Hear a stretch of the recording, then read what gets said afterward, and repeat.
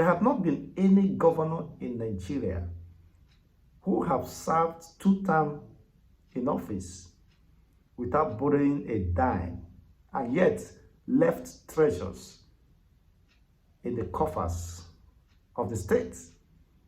It's only Igbo man that have established that it is possible to run a state without borrowing. It is possible to run a government, a federation, without borrowing. Looking inward, they have the capacity. In Nigeria today, there have been several misgivings, misinformation, or misrepresentation of facts and realities about the Igbo people. Some argue that the Igbo people are dominant in nature. Some say that Igbo people could not be trusted. The fear, Igbophobia, has become Nigerians' nightmare. Some people opine that the reason why the Igbos are agitating is because they have not been given the opportunity to become the president of Nigeria. Hence, the quest for agitation for the restoration of the Biafra state. But beyond this mere rhetorics or endless arguments, but the reality remains that Igbos do not need to be the president of Nigeria to feel sense of fulfillment or belonging. Igbos need Biafra and nothing else. How do I mean? Igbo needs Biafra to have a sense of fulfillment and accomplishment, but not in Nigeria. As I rightly pointed, that Igbos do not need a president to have a sense of fulfillment, identity, and integration in Nigeria.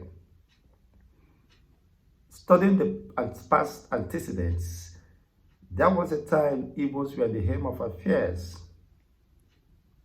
They did their best to promote economic and human development.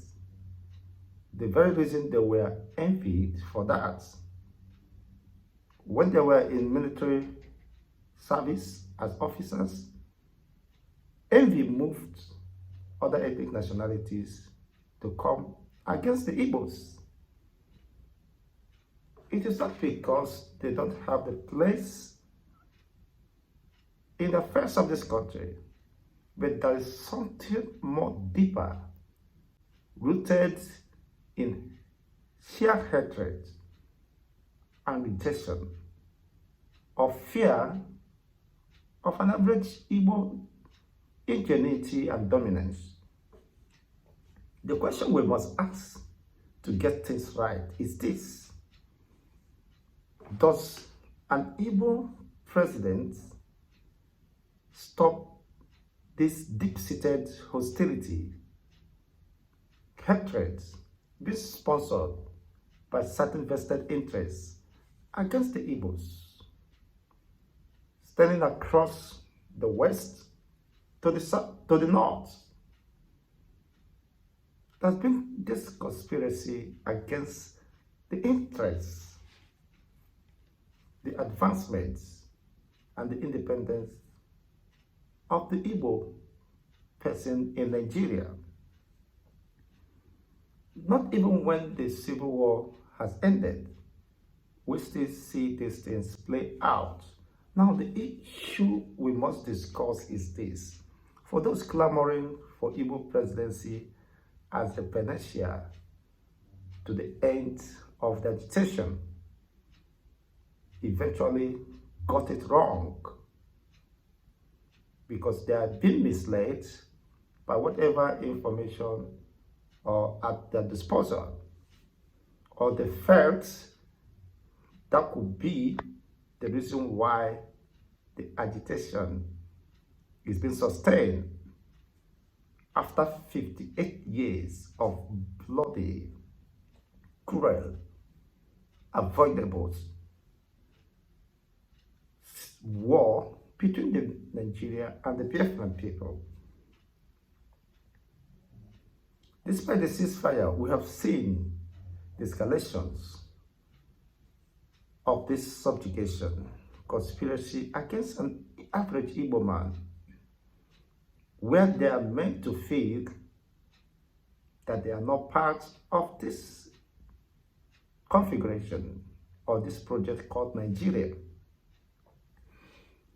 They systematically schemed out of events, both economic, political, and otherwise, within the Nigerian state, currently under the watch of Ahmed Bola Tinubu. We have seen that the entire region of the Southeast was not captured in the 2024 budget, supervised under the watch of a Yoruba president. And when some people called the attention of those concerned, the response they got, they should wait for supplementary budget. In Nigeria currently, there are 6 geopolitical zones. How on earth will a particular one of the major zones or regions in the country be omitted? Of course, that wouldn't be a mistake, a miscalculation. It was a deliberate, premeditated intention to continue the extension of this subjugation. It is no longer subject to argument.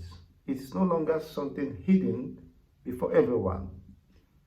The instrument of the state is facilitating this suppression of a particular region because of that unresolved hatred, resentment over the years. What is the problem of an Igbo man in Nigeria? Why is an Igbo man being rejected despite its enormous contributions to the growth, development, advancement, economic development of Nigeria? Now, for instance, across the regions of this country or the states, across the 36 states, take away the investment of the Igbo extraction or indigenes in different states, you will know that that will greatly affect the productivity, the economic activities, buoyancy, or development of that particular state. If Igbos should withdraw their resources, their contributions, their investment in different states across Nigeria, that state will virtually collapse. I bet you to disagree, but the statistics are there before us, citing Lagos State. If Igbo community should withdraw, pull out their investments in Lagos State, there will be no Lagos. There will be no Lagos State. Should Igbos move all their resources, their investments from Lagos, which contributes to the internal generated revenue of Lagos State, putting Lagos State as the highest internally generated revenue accrued within the state. Do you understand what I am saying? Now, if you have to remove the entire Igbos and their eastern brothers from Lagos State, eventually there will be no place to call Lagos in terms of economy, in terms of vibrancy and development. Now, despite all these contributions, despite all this impact made by a particular ethnic nationality, they have been seen as not being an integral part of this country. While in real sense, they should be considered a more Nigerian than every other Nigerian, because they travel wide, they travel across the 36 states, they take their investments there, they invest in those states outside their own region, ensure they cohabit with the same host communities, they develop and advance, of course, the growth and development of the same communities, and by extension, states. So why are they being treated this way? Sometimes they're being envied because of their ingenuity, industrious and prosperous nature, mistaking it to be the dominant spirit. The question is, where were you? As I rightly said, when the Igbos are invested, if you consider the contribution of an Igbo man in Lagos, which happens to be a Yoruba state, you understand that the Yorubas themselves has not contributed half of what Igbos has invested in Lagos. They have not contributed half of the investments of the Igbos in Lagos. Why? They claim that this belongs to the Lagos is for the Yorubas, which it is not subject to argument. But what the Igbos has contributed the enormous development, advancement, economic advancement they have established in Lagos that put Lagos in that pedestal as the most viable state in Nigeria in terms of commerce and economy.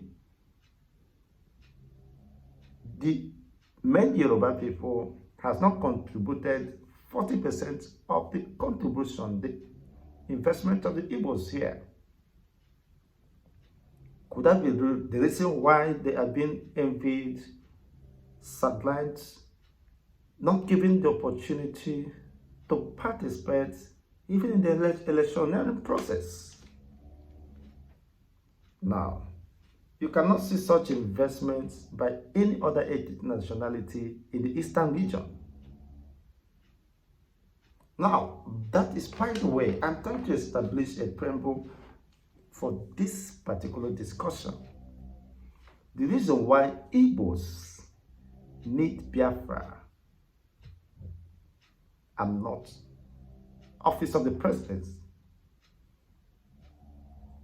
Now, P2B has been canvassing that he has a program to run for 4 years. Why 4 years? Why are Igbos' opportunities and privileges being subchanged? An average Yoruba man has run for 8 years as a president. Likewise, the Hausa Fulanis. So why should an Igbo man condition himself and be begging for what he deserves to be given to him? That shouldn't be considered a favor to an average Igbo man. Being the president of Nigeria, an Igbo man being the president of Nigeria should not be considered as a favor being done to the Igbos. If they are considered to be an integral part of Nigeria project, considering even by virtue of their impact, their investment, their contribution across different regions of this country, it is well deserving.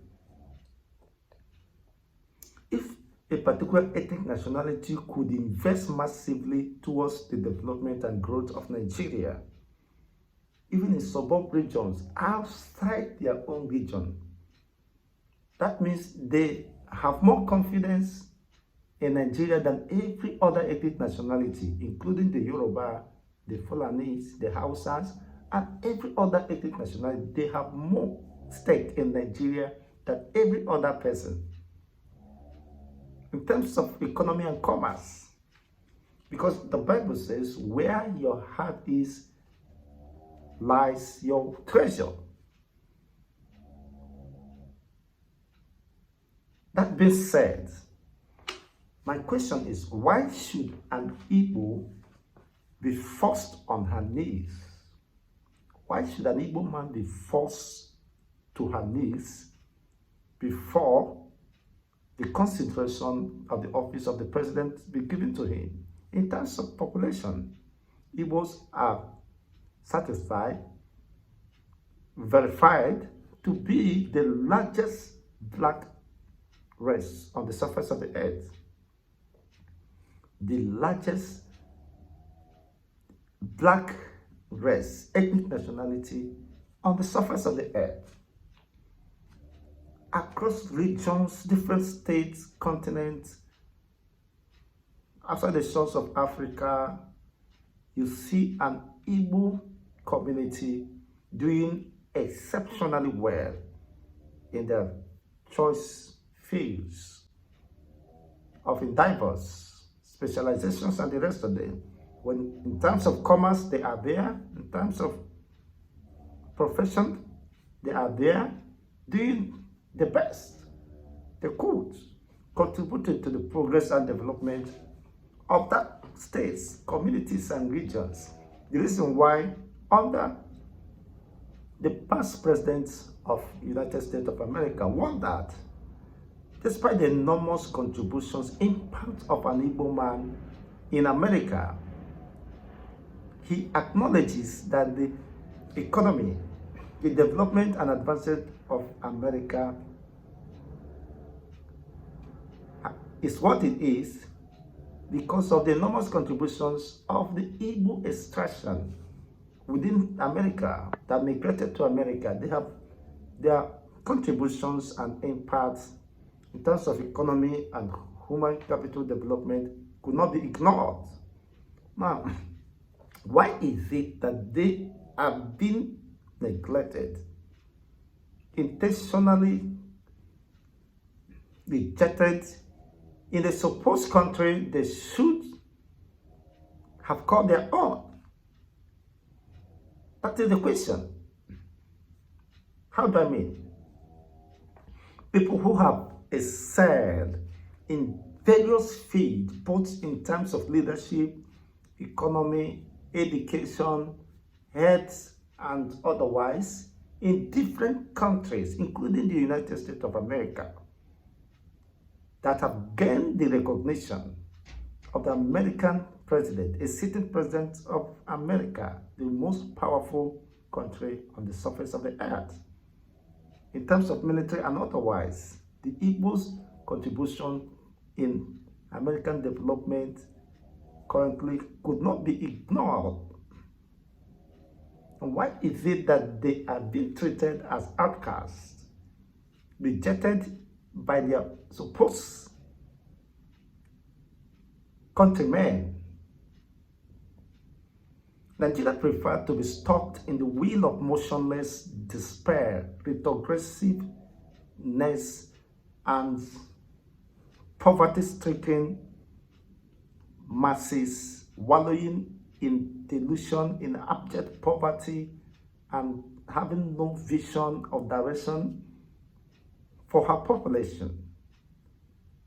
Today, over 100 million Nigerians are poor. What does that tell you? The Hausas, Fulani, and the Yorubas has been in control of the economy, of the resources of this country for barely 60 years. And the economy keeps getting worse, sinking abysmally. What does that tell you? They are poor managers. They have plunged Nigeria into abysmal economic decline, fast declining into the state of anarchy, in terms of compliance to the rule of law, in terms of military, of course. They envied the Igbo when the Igbos were the majority in the cadre, officer cadre in the Nigerian military. Today, they have been able to, dislodge the Igbos and eventually replace them with their own cronies, with their own persons. How far have they fared? They are still battling with that fear of insecurity. That sense of insecurity is still there. Because currently, Nigerian system is not run by merits, by the best brains, by those who have passion for development, for economic vibration, and the rest of them. Igbo comes to the swampy regions of Lagos and turn it to a treasured city. Isn't that clear? They came to regions where nobody could have dared to move in. They surfilled the place, they turned the place to cities, choice cities, with their own hard-earned resources, and yet they are being envied. They build houses, they establish their businesses, yet they are being envied, yet they contribute to the development, to the internally generated revenue, the taxes they pay to Lagos State and every other state. And yet, those running the affairs of this country have lost directions and focus. And then they still have to shift the blame to an average Igbo man. Igbo needs Biafra and not Nigerian presidents. With Nigerian presidents, stop the escalations, the killings, the subjugations, the forceful disappearances, the continuous intimidation of an average Igbo man in Nigeria? Of course, the answer is no. So if the continued hatred for an average Igbo man will persist, deep-seated in certain personalities or ethnic nationalities, it doesn't matter what they preach. But this can be seen by the actions, by the realities, by the body language and the rest of them. They prefer the worst from other communities or ethnic nationalities that trusting the leadership position to an Igbo man who they knew for sure will liberate Nigeria. But why are they scared? They are stuck in the wheel of motionless and despair. That is the highest level of witchcraft. You know that this particular entity, this particular individual will fix the economy to the common good of all, but you don't want it because you're afraid if they're given the opportunity with their God-given potentials and the rest of them, they will advance their own regions and every other region. We have liberation, liberty. We have economic boom that will cushion the effects of this economic somersault being experienced in Nigeria. Keep on borrowing. There have not been any governor in Nigeria who have served 2 terms in office without borrowing a dime, and yet left treasures in the coffers of the states. It's only Igbo man that have established that it is possible to run a state without borrowing. It is possible to run a government, a federation, without borrowing. Looking inward, they have the capacity. Which other governor across the 36 states from other ethnic nationalities have established this? Now, let's throw it open. If you're doubting me, come up with facts and figures.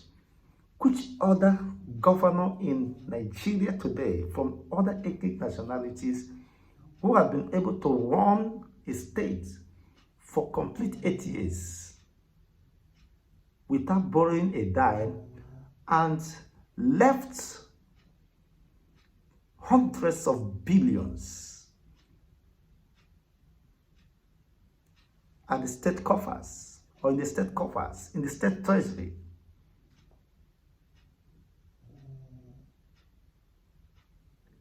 After his tenure. Of course, that is none, and nobody could then try that. So why not give this man an opportunity to rule? They say no. Why not allow him to go? In fact, for me, I would prefer P2B not to be the president of Nigeria, because Nigeria does not deserve the likes of P2B. Let them continue to rule themselves and to ruin the state.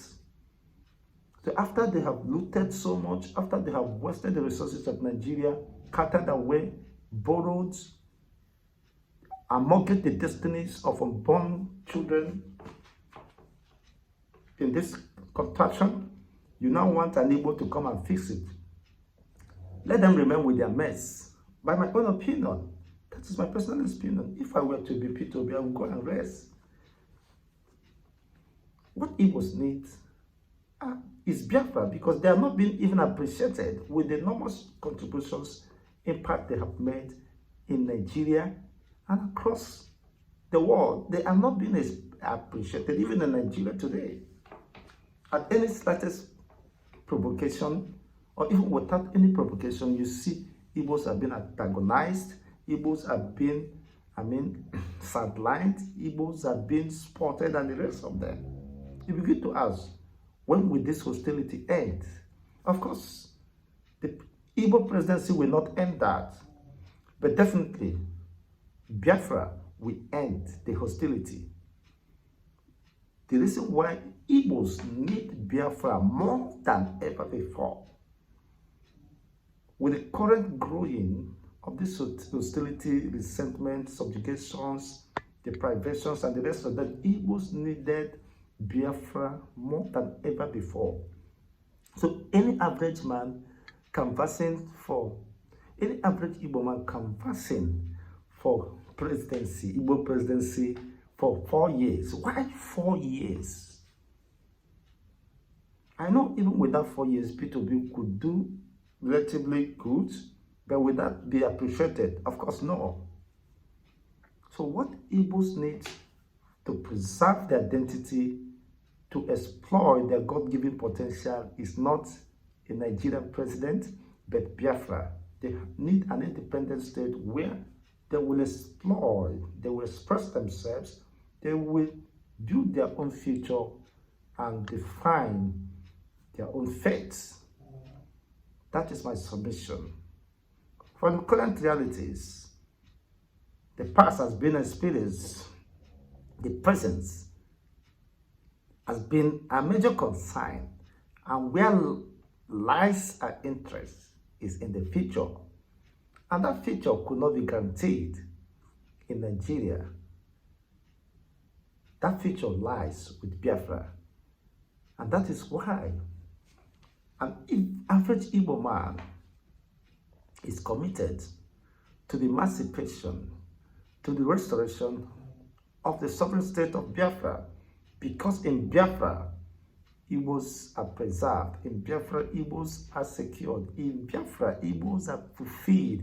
In Biafra, Igbos will exploit their God-given potentials to catch up with the development, economic innovations, technological innovations across the nations of the earth. They will find their place in the realm of development, not in Nigeria, where they are being sidelined, and yet those who have perpetrated themselves within the product of power have confirmed that they have no capacity to navigate Nigeria out of this quagmire. Rather, they are sinking the ship called Nigeria, security-wise, economic-wise, and every other considerations. That is quite interesting. Let's have your own take regarding this development. For me, Igbos do not need president of 4 years, Igbos need Biafra, because in Biafra, Igbos will be fulfilled. The reason why Nnamdi Kanu said the coming of Biafra would be the last miracle on the surface of the earth. Let's have your own take regarding this development. Thanks for watching. Don't forget to like, share, and subscribe. Turn on the notification button for more political updates and in-depth analysis. Always a pleasure.